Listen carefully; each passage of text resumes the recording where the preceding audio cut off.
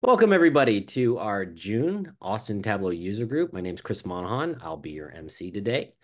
We've got a great event planned for you. Really excited. Can't wait to show you what we got planned. So let's get started.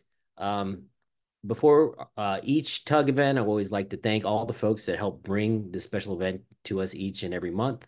This, of course, is our advisory council. You guys might be familiar with them if you're a regular.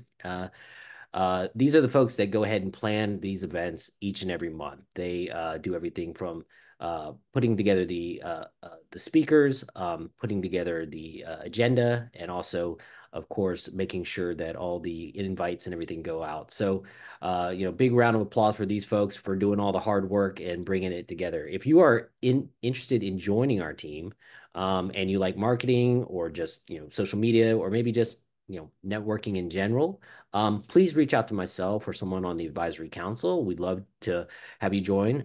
We meet every other week virtually on via Zoom for 30 minutes and talk about different topics and how we were planning the events. And then we meet once a quarter in person for a dinner and happy hour. So it's a lot of fun. If you like networking, please reach out to one of us. All right.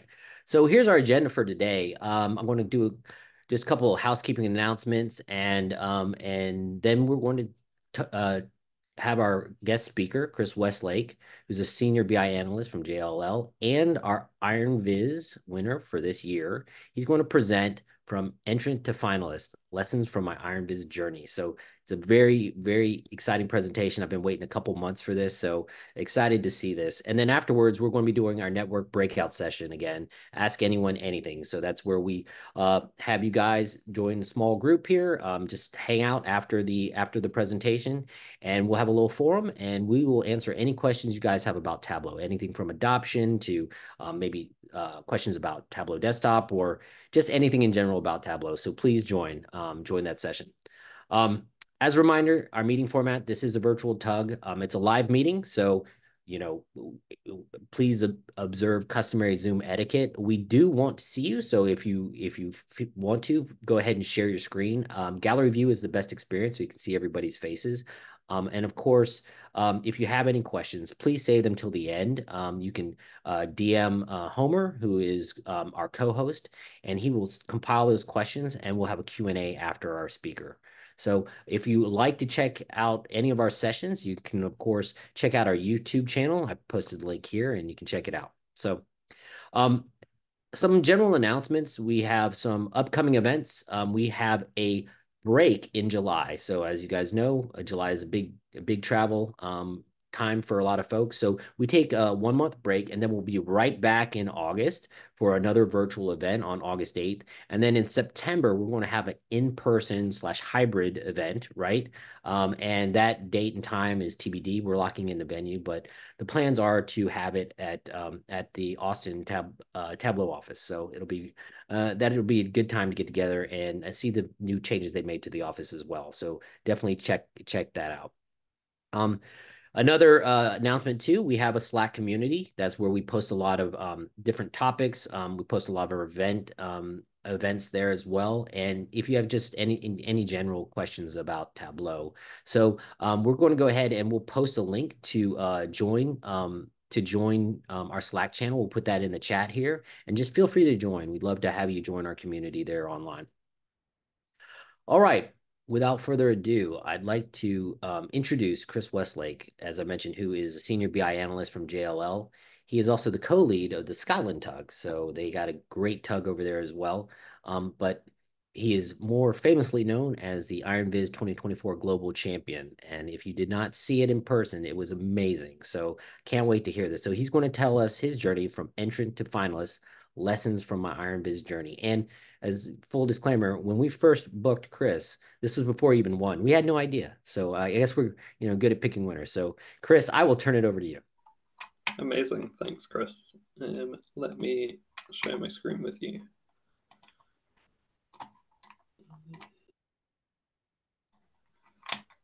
Cool. So hopefully you can Good. see that. And I will jump straight in here. You've given a wonderful introduction to me. Just want to say hi.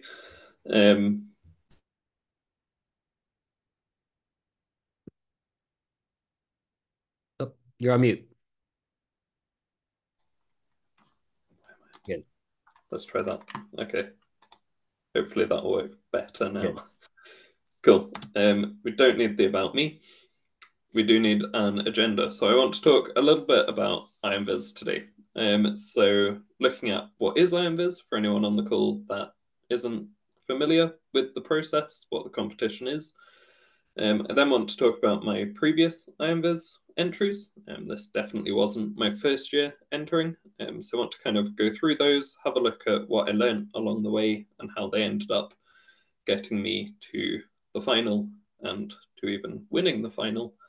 We'll then move into looking at the visualization that I built in the final, and then look a bit at my process from getting a data set to building a dashboard, and then going from that dashboard to a really powerful, concise story out the other end of it.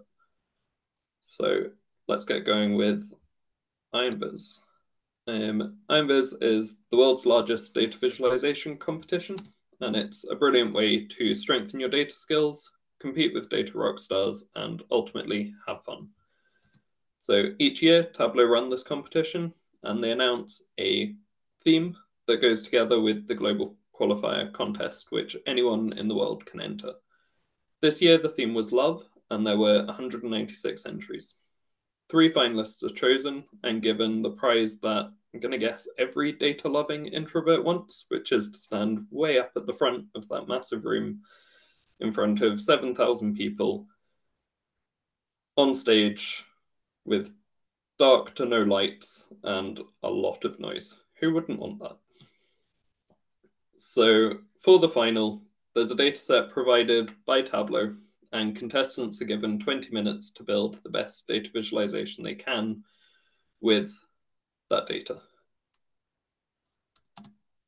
So the judging criteria for Iron Viz in both the qualifier contest and the final is as follows. There's equal weighting to each of analysis, design, and storytelling. So I tried to have these kind of in mind with everything that I did this year, not so much in previous years, as you'll maybe see when we jump into my previous entries. So my Iron Viz journey started about a year after I discovered what Tableau was. When I found out that Tableau existed, it was through a lunch and learn session at my company where somebody was sharing their Iron Viz entry for 2018, and it completely caught my attention that there was this competition that used the software that looked really cool, and I knew that I had to get involved. First of all, just using the software, but eventually that grew into wanting to take part in the competition. So when 2020 came around, I had a bit more time on my hands with everything being closed outside. So I thought I'd give it a go and enter. The theme that year was health and well-being, and I built this dashboard looking at ME, chronic fatigue syndrome, which is a kind of less known medical condition, quite closely linked with long COVID, that my sister suffered with for about 10 years. All in all, there wasn't really a lot of data out there about the condition, which meant that the dashboard was kind of lacking the depth and analysis that's included. I also feel, looking back now, that the design possibly wasn't there, but I'd been using Tableau for a year, and I was pretty pleased with this at the time. When the next year came along, 2021, the theme was Viz, what makes you happy? And I think we'd had a little bit of sunshine in Edinburgh that week when the theme was announced. Probably nothing compared to Texas sunshine. It possibly hit 15 degrees Celsius. But there was still enough there to make me happy. So I built this visualization which looks at rain and sunshine in the UK for the last 100 years. The top section that you can see here is looking at the amount of rainfall in each year with these kind of coxcomb charts, I guess, showing the amount of rain in each month for the driest year and the wettest year. Then moves into looking at regional and seasonal differences. So the map on the right shows you how much rainfall there is in the different parts of the United Kingdom. And there's a toggle switch just above the map, which lets you switch between seeing that map for rainfall and seeing it for sunshine. And then on the left, you have these kind of dot plots, which are showing each year for each month, both the amount of rainfall and amount of sunshine. And then I rounded it all off by doing a kind of mirror of the top section, looking at when the cloudiest year was in the UK and when the sunniest year was. Here, there was a lot more data, so it was a lot easier to do a bit more analysis, but it was missing a story. It was really lacking that so what element that's really important in data storytelling. I think the main takeaway from this is in the UK, it's sunnier in the summer and it rains all the time. There's not really a lot of additional information that you take from that. When 2022 came around, the theme was art and literature, and I struggled a lot with finding a topic to focus on for this one.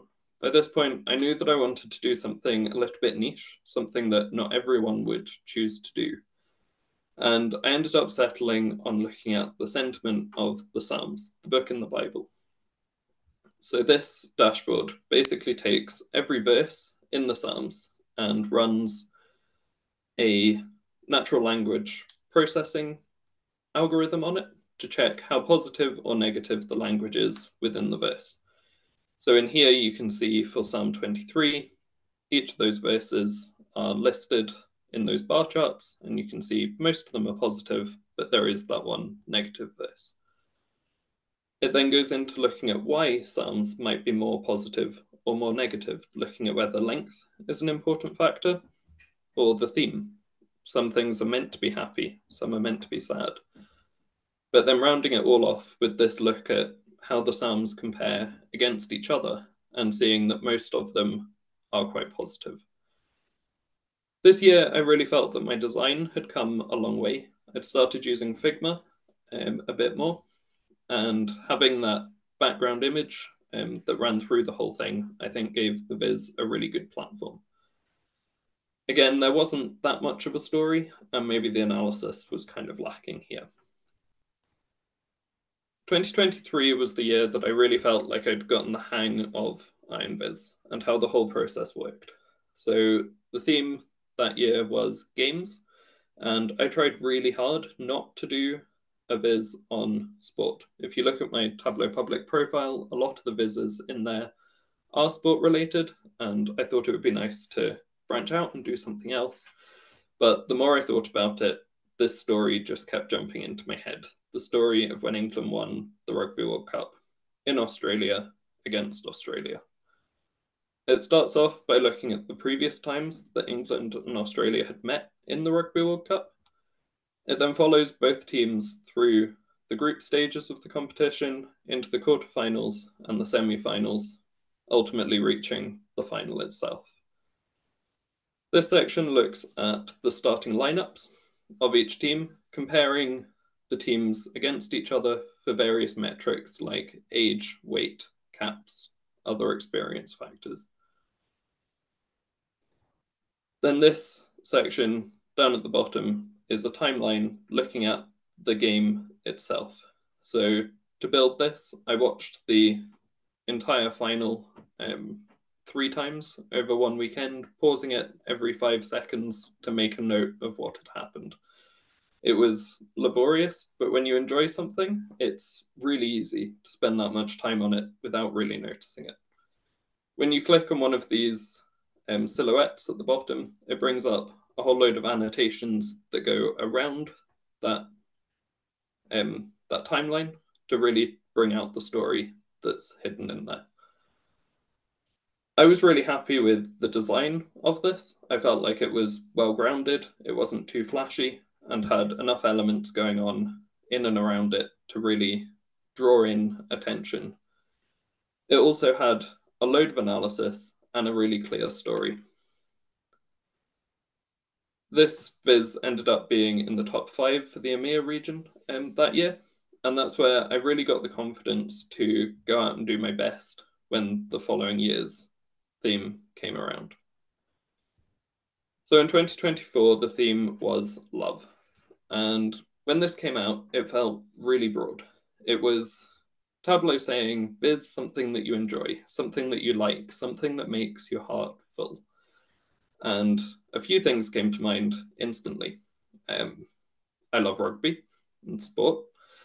I love my wife, but I also really love food. So I decided to focus on food for this one. And what you see in the top section is a few heat maps that go through recipes of my favorite foods to cook and share with friends.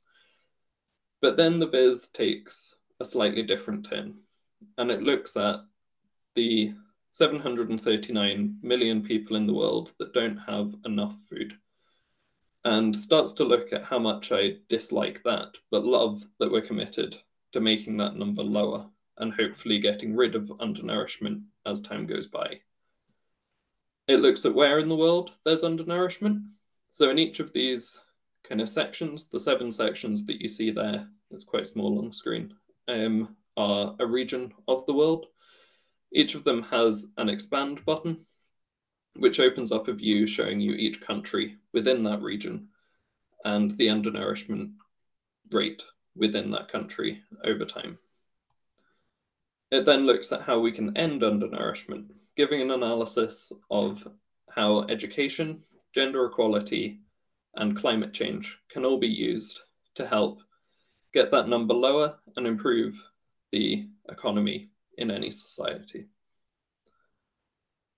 And then finally, rounding it off, trying to keep in mind that theme that I had to make this fit into, which was what makes my heart full about this. And ultimately, it's that we're getting better. So this is kind of in 2 sections. You have this list of countries up here, which have achieved the lowest rate of undernourishment possible, and then a much longer list below, which are countries that have improved over the past 20 years. Ultimately, it's a picture of hope. And I feel like there was a ton of analysis in here. It was a relevant topic that was applicable to lots of people. We all know that there's hunger in the world, and I think everybody kind of cares about that and wants to change it. There was a story going through it. Where is there undernourishment? How can we stop that? And how has it actually improved over the past 20 years? And the design all came together really nicely with a limited use of color and really simple charts that really popped. So following entering that visualization, I kind of forgot about it for a few months and then got an email saying that I'd made it to the final. So fast forward a few months after that, and I was on stage and I built this visualization, looking at ratings of shows on the IMDb platform. And I was going to walk you through this visualization and show you how it works. But I thought an easier way to do that would be to play you a video of my 3-minute presentation from the Iron Viz final, which hopefully I can do with sound. Thanks, Latrana. Judges, data fam, hands up if you watched TV when you were growing up. Well, I was the weird kid at school who didn't have a TV at home. So since getting a TV, I've often wanted to know what shows are worth catching up on. I was really excited to get this data set. Let me introduce you to the IMDb Explorer. Of the 250 most voted for shows, we see 2 that stand out from the rest. Game of Thrones and Breaking Bad are both very highly rated and have over 2 million votes each, a testament to both their quality and popularity.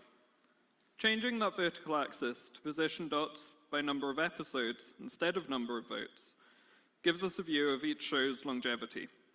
Suddenly, those 2 don't stand out so much. But let's zoom in on the highest rated shows, those with a rating of 9 out of 10 or higher. Here, there's one show that sits above the rest.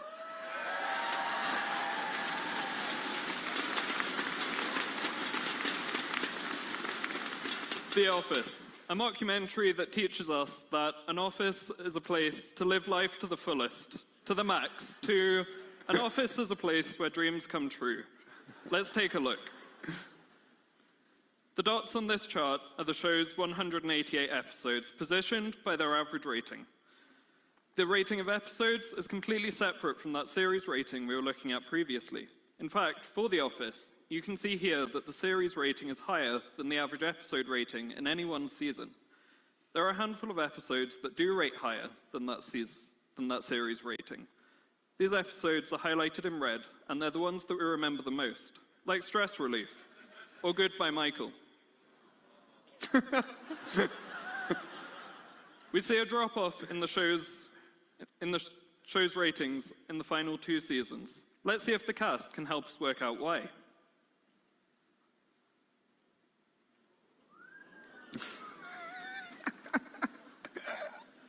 Michael Scott, the world's best boss, played by Steve Carell, features in every episode until the end of season 7, leaving just before the ratings drop. Could losing such a main character be the reason for the decline? And where did Steve Carell go after The Office anyway? Between leaving The Office and starring in Space Force, he hardly features on television at all. As data people, we tend to focus on the data that's in front of us, ignoring the gaps. There's definitely a gap in here. So let's look at this from another angle. Awards are an important part of an actor's career, and Steve Carell has won and been nominated for many. The Office was a huge success, but in that gap that we identified, Steve was crushing it on the cinematic scene. But what if you've never watched The Office? What if you've never even heard of Steve Carell? Maybe you want to know when the ratings of The Simpsons began to decline, or what Bryan Cranston's career looked like before Breaking Bad. With this dashboard, you can. Pick your own favorite TV show and go exploring. So that is kind of the finished product of a lot of hours of work. And what I want to do now is kind of talk through how I went from that data set to that finished presentation. Thanks, Otrana. Cool. So we'll start with the data set. It was a data set from IMDb looking at TV shows going back to 1927. It's a huge data set with 61 million rows, and it's coming to you soon. I'm not sure when, but it's coming. It's the sequel to Tableau's Data Plus Movies challenge, which they released in November, December last year. And I can't wait to see what other people do with this data as well. So with tables of lists of series, episodes, cast members, awards, ratings, how do you find a concise story in 61 million rows of data? I started much as you would with a business dashboard, asking my stakeholders, the public, people that I knew, what they'd want to see from something like this, but not directly, because nobody was allowed to know what the data was. So I asked questions like, what's your favorite TV show? Who's your favorite character? What TV show should I watch next? The problem with this was everyone has a different answer to these questions. I think I asked 10 people what their favorite TV show was, and I ended up with 10 different answers, 5 of which I'd never even heard of. It was at this point that I knew that this had to be an exploratory dashboard. I couldn't just focus on one TV show or one genre. It had to be something that people could drill into themselves and find a story in it that really appealed to them and matched with their interests. So with that rough idea in hand, I needed to simplify the data. And somewhere in this Tableau prep flow, there is simplification. So the first step at the top of this is just keeping the 250 most voted for shows. The main reason for picking the 250 was to keep the size of the file down a little bit so that Tableau didn't freeze during my 20 minutes, taking up precious seconds that I really couldn't afford to lose. We then come into bringing in the character data. So we kept the 15 most kind of influential characters in each TV show and joined into that all the other TV shows that they featured in, and their awards. And this mess at the bottom is how I created the radial chart. There's a lot of stuff going in here, and hopefully we'll come back to this at the end of the presentation.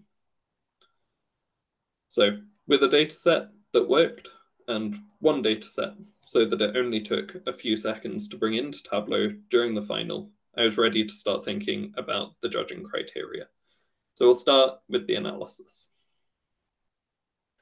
As I said, I wanted to keep this open, but still have ways of analyzing the data very clearly within the tool so that people could really see the depth that was available here. You conduct the analysis to tell your own story using the tools that are here. Things like controlling the scatter plot, changing the measure on that vertical axis or what the size of the dots represents, and being able to filter and really tease out the trends that are here, being able to find outliers in these different things like I did to find the office in my presentation. You also have the highlighting of exceptional episodes. This one is probably something that I'd do a bit differently if I were to do it again. This idea of outliers being just those that are above the series rating is a bit hard to comprehend and not really what we think of as outliers in a more general sense. But the analysis is still there. You can also follow the cast member's career, and through this, you can analyze where they went after your chosen show, whether there were any gaps, and what they were doing perhaps in those gaps, or maybe where their career started. The design was the part of the process that I think I enjoyed the most. The first part of this was thinking about the layout of the dashboard that I wanted to build as the finished product. This was completely different to the feeder entries that I'd done previously. For each of the qualifier entries, you'll notice that they were all long form. It's impossible to see all of them on one screen. You have to scroll down, but you always have that option of going back up for context at what you've just seen before, in case you forget. With Iron Viz, it's a very different format. I wasn't handing this viz over to people to look at themselves. I was presenting it on a big screen. And much like I'm doing here, I didn't want people to be able to see the whole story before I was ready to tell it. If I show you all the information that's coming on this slide, you probably won't listen to what I'm actually saying very closely. And it would have been the same if that radial chart had come up when I first started presenting and tried to talk about a scatter plot in the top left corner. The next part of the design was thinking about chart types. And much like I did with my qualifier entry this year, I wanted to keep things simple. Ultimately, all of the charts that are in my final dashboard are either scatter plots or bar charts. There's a little bit of creative flair in there, like bending that radial axis, but ultimately they're charts that we know instinctively how to read and how to understand. So you're not needing to spend time explaining the charts to people, and people that are looking at the dashboard aren't needing to spend loads of time understanding it. And the final thing with regards to design is the color. I really like to use colors that people already associate with different things in their heads. So things like the yellow that you see on the dashboard is the yellow that you'll see on the IMDb website. It's an association that you already have, and it just helps kind of hone that story and keep people's attention. I took this a step further by bringing in a blue and a red that are heavily associated with the TV show The Office as a kind of nod towards that direction so that it didn't feel like a completely foreign concept when I went there. And finally, the storytelling. The part of this that's probably the most different in the final. In the final, all of the storytelling marks come from that 3-minute presentation that I played for you. And standing in front of 7,000 people really isn't my strong point. It's definitely not my comfort zone.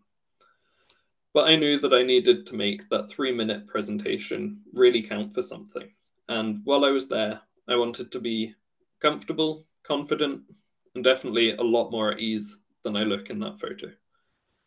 I'd built a dashboard that had 3,750 stories that can be told with it, 250 shows, 15 cast members in each. But I really only had time to tell one, and I wanted to make that one story as engaging and as creative as I possibly could. So how do you do that? The first thing was to make it engaging. When I started the presentation, I started with a question, and it was a question that I pretty well knew the answer to already. Who watched TV when they were growing up? Asking a question like that, it makes it applicable to the people that you're speaking to, and it kind of makes the presentation feel more about them. And from that point, they were engaged. They wanted to know where I was going next because it was personal. It was about them. It also gave me a huge sense of power, I guess, knowing that I was standing in front of 7,000 people and I could tell them to put their hands up and they'd all do it. It's something that I'd never felt before and probably won't feel for a very long time. The next thing is to make it relatable. By picking a story that resonates with as many people as possible, you keep that interest going that you already had.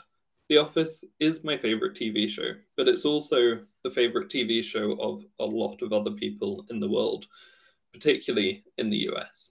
It's the most streamed TV show out there, which to me made it a very obvious choice because there can't have been that many people in the room who had never watched it. And if there were, they were probably familiar enough with the ideas behind it that they could follow along the story without too much difficulty. And the final thing is to make it flow. From beginning to end, the dashboard starts at a very high level and gets more and more granular as you go through. You go from that bird's eye view of looking at all of the series ratings and then selecting a series, going into the episodes of that series, and then looking at the cast of those in each of those episodes. You find yourself looking at this from a worm's eye view instead of the bird's eye view. So that's ultimately how I ended up with that final dashboard from that really big data set that we saw at the beginning. But I wanted to build into this a little bit more of a practical side, and something that people have asked me a lot about is how did you build the radial chart and how did it come together so quickly in those 20 minutes? So I said that we'd come back to this orange section of my Tableau prep flow. So this is just half of it, and the other half is identical. One half does the main radial in that big view. The other half is the rotated version, which just takes up half the amount of room. So in this flow, what I'm doing is picking start and end angles for each of the radial sections. So for most shows, it starts at 30 degrees on the left and goes round to 150 degrees. It keeps everything nice and symmetrical and leaves you with a nice bit of room without it being a full semicircle. The reason I said most shows is there are some shows that really don't have enough episodes to show on such a big area. For those shows, I made it a little bit smaller so that things didn't feel really spaced out. And kind of leading on from that, you have to determine what angle each of your episodes will sit at within that view.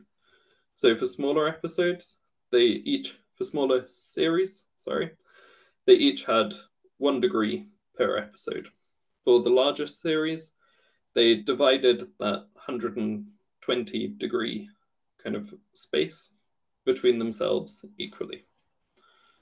So once you have your angles, you're able to start coming up with the coordinates for the points that would ultimately plot that chart for you. And for this, you just need to remember high school trigonometry and probably know how to use Google because who can remember high school geometry? So in this case, the radius was the episode rating, and the angle is that angle that we just looked at previously. So I did this for the episode dots, but I also did it for the backdrop that you see sitting behind the radial, and all of the reference lines that are on there as well. So let's jump into Tableau and have a look at how that data source looked and how it pulled into the radial chart in the end. So one of the things that I did in my data prep was renamed all of the fields so that it was easy to see which fields needed to be used in which sheet. So all of the fields had this precursor on them, which was S, followed by a number, which just made it really easy for me to filter down that list of far too many fields to do anything quickly. So looking at the radial fields, there's a filter in here, which I brought in first, which we just want to select true on, and that will then only show us the radial for our selected show. We can then dive into the first level, and again, another level of the field naming. Each of these is sheet 3 level number. So we start with level 1, and I'll show you this calculation, which is just taking those X and Y coordinates that we had before and putting them into a make point calculation, which enables this to plot that point on a map in Tableau. So by double clicking on that field, we see each of those points that make up that backdrop start to appear. We don't want this to be a map, we want it to be a polygon, and we want all of the dots to follow this path.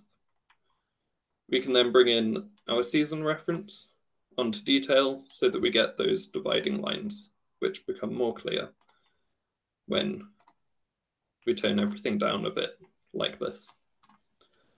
We can then add in our second layer. And once we've added that in, we can swap these axes around, because at the moment, this is A, showing on a map, and B, not in the orientation that we want it to show in.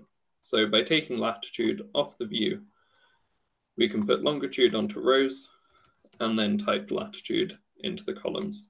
And suddenly we have something that looks a bit more like what we were aiming for. We want the reference lines to be a line, and we want them to follow this path going from left to right. We can then add text labels and this field to detail, which gives us that 0, 2, 4, 6, 8, 10 reference line. I'm not going to go through the rest of the parts with this in great detail, but what I will do is show you the finished product and how it all comes together. So at this point, we have the backdrop and those reference lines, and we can then add in the series average, the season average lines, the series average line, and the dots that bring everything together and give it all a bit of meaning. We also have this top layer, which gives us the text in the top left corner, which just grounds everything and gives it all a little bit of context. Also hidden behind this text is something that I didn't manage to talk about on stage, and I'm not sure how many people have actually found this. What this chart does, hidden in the tooltip, is gives you a reference back to where you've come from on the scatter plot on the page before. It reminds you maybe why you picked that show, where it sits in relation to the other shows included in the dashboard, and whether it's an outlier sitting outside of a reasonable range of the average rating of all shows. So that's, in a nutshell, how the radial came together in the final. I think that took me about 3 minutes to go through that much of it. It took me under 2.5 minutes to build in the final, which just gives you some sort of an idea of how much adrenaline there was and just how fast that 20 minutes went. If you've liked what you've heard today, I've recently launched a website where I'm going to be posting blogs looking at the different elements of Iron Viz initially. I'll post a full tutorial of the radial chart, which you can recreate once you have the data and maybe use it for other use cases as well. So do check this out. thank you for having me and listening to me ramble on about my process behind Iron Viz. Feel free to connect with me on Twitter or X. That icon probably needs changing, or connect with me on LinkedIn, or contact me through my blog. Thank you. All right, thanks, Chris. Yeah, that was an amazing presentation. Yeah, I know this it sounds like I don't can't even imagine how much work went into this. I guess before we open it up, I had a question or two. I guess end to end. So when you first like found out like okay, now they're accepting, entries, right? How long is that process? Is it how many months is the whole thing? So they opened the qualifier at the beginning of October. Mhm. That then runs for 4 weeks until the end of October. And then they announced the winners in January. And then the final was end of April. End So of April. it's 6, 7 months, is that? Yeah, wow. And how long do you get like so when you find out you are a finalist, how long do you have to Mm-hmm. present or prepare your presentation? I missed that part. So we get the data about a month before the the final itself. So I think we got the data at the around the end of March. We And you got the have to data. you have to submit that prior to TC and then the judges don't actually see it until Yeah, the event that's itself. right. Yeah, Okay. yeah. It's a lot of work. Pretty It's a intense. long process, but Yeah. no, it's good fun. Yeah, yeah. Well, Homer, any questions from the group? Um, I don't have any that were DM'd to me, but if someone would like to come off of mute and ask a question directly, I think that would work as well. Yeah. Um, any questions out there? Because I probably have a couple. Um, or you could DM Homer directly, of course, too, if you're shy and don't want to speak up. Yeah, I guess one question. I mean, what advice would you give someone who's trying to, I mean, you were persistent. You did for 5 years, trying and trying and trying. Now that you know, what advice would you give someone? How do you crack the top to try to even be one of the final qualifiers? Yeah, maybe not win it all, but just be up there. I I think for me the key was really finding a topic that I was passionate about for the qualifier. I think the qualifier is in many ways a lot harder than the final itself. Once you get past the being on stage thing, um, kind of there's all the data collection side that goes into it, and you really need a solid idea with a lot of data available. And yeah, I think having something that you're passionate about, that you love, that you can really dive into for those 4 weeks that the qualifier contest is open for, really helps to kind of make that an easier process. And it helps you go deeper into that analysis than you would if it's a project that you're not really that invested in. Yeah, no, yeah, that does make sense. I guess when you're creating your final, the final product there, um, would you say that like someone should probably focus more on the visualizations than maybe some of, a lot of people try to cram in some whiz bang features and tricks, you call them, right, in Tableau. Would I mean, is that another angle to try to win a crowd or I know it's all about the storytelling too, but have you seen that approach work as well, or I don't know. What's your For the final, definitely. I mean, that's why I had the animations in there. In Tableau, animations are default half a second, I think, when you switch from one page to another. I had this turned down to 2 or 3 seconds just to really draw in the crowd's attention and kind of add that wow factor. All right, cool. All right. Oh, we have one, Hummer. I think we have one in the chat there. Yeah, a great question came from Nancy Putnam. It says, I'll paraphrase, how's your life changed since you won? Did you get a raise? Wow. Okay. Thanks, No Nancy. raise, no raise yet, but I should definitely be plugging that one. I think that the main way that it's changed is being able to come and do presentations like this and meet lots more people that I probably wouldn't have connected with otherwise. It's still very much riding the wave of having one, and we'll see what's next soon, hopefully. I know you're incredibly popular right now doing the circuit, so that's good. Thank you for taking the time. There is another question from Josh, who asked, what data sources do you typically look for when you're doing, like, where do you source your data sources from? Are there any common sites where you like to go, that just a common popular one?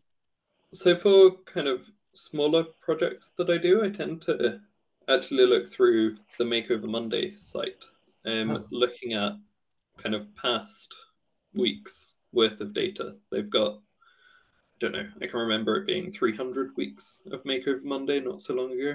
Probably was longer ago than I think it was. But there's a huge range of data sources there, which are a really great starting point for any project. I also think looking at kind of the various community initiatives out there, like Sports Viz Sunday, Games Night Viz, there are loads of things like this which have kind of free to use data sets available through their websites, which is also a great place to look. yeah. Yeah, that's good. Yeah, that's great advice, because there's tons. That's a great thing about Tableau community. It's so large and so many great people doing fantastic stuff. They have all sorts of resources that they're willing to share. So that's Yeah, that's completely. um the Christian asked a question. It can be a little intimidating, right, to submit your work and put yourself out there. What advice would you give someone who are afraid to maybe submit their projects for Iron Viz?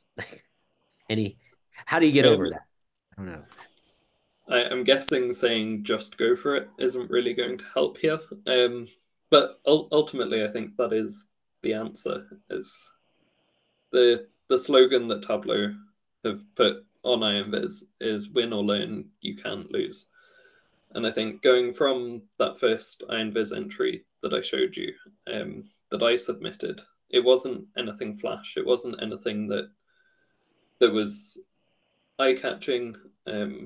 Now looking at it, I'm kind of, I don't know, I'm not particularly proud of it, but it's a starting point. And like you were just saying, Chris, the supportive community that there is kind of in the Tableau sphere, you'll get people reaching out to you, wanting to encourage you and give you tips on how to improve, how to get better.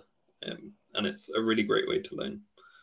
Yeah. Well, thank you again. Everyone give Chris a big virtual round of applause here. So, thank you for, One more. oh, we got one more. Oh, one more. Joseph wants to know, who is your favorite character on The Office? You have to close with that. That Yeah. is a tough one. I think probably Dwight. Right's good. Yeah. Yeah. I like Andy. He's pretty fun too. Uh-huh. There's so many. There's so many. Yeah. Too But many. yeah. Yeah. Well, again, you'll get a second round of applause. Excellent job. Congratulations to all your success. This is amazing stuff, and we'd love to have you back sometime too. So thank you very much for spending your evening and sharing your story with us. No, thank you for having me. It's been great. All right. Thanks.